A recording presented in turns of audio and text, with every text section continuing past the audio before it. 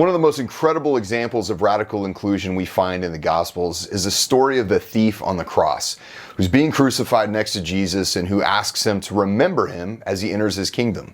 And Jesus, in the midst of imminent death and the torture of crucifixion, gives a genuine, grace-filled response. And he says, "Truly I tell you, today you will be with me in paradise." That is so unbelievably profound for so many reasons, but what most of us don't look for is just how radical this story is because of who this criminal was.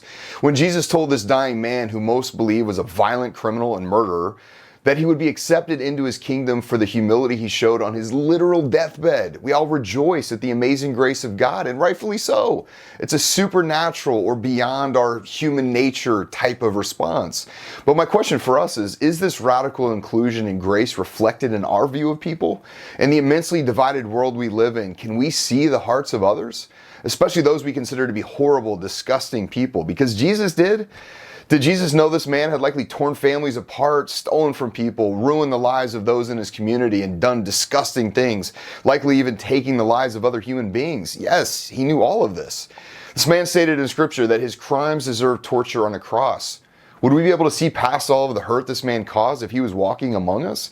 Could we see the heart of a broken man that was likely deeply wounded at points in his life that led to horrible acts of violence and disgusting behavior and survival? Jesus did. Did Jesus still care about the hurt this man caused others? Of course he did. But he sees each of us individually, and thank God. And he can see beyond the disgusting parts of ourselves to the child of God we all are, but maybe don't choose to accept.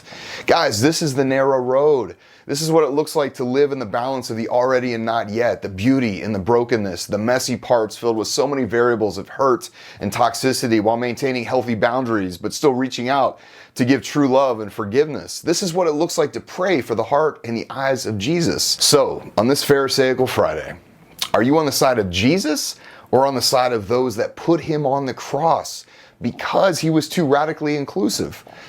Just something to think about as we lead up to Easter.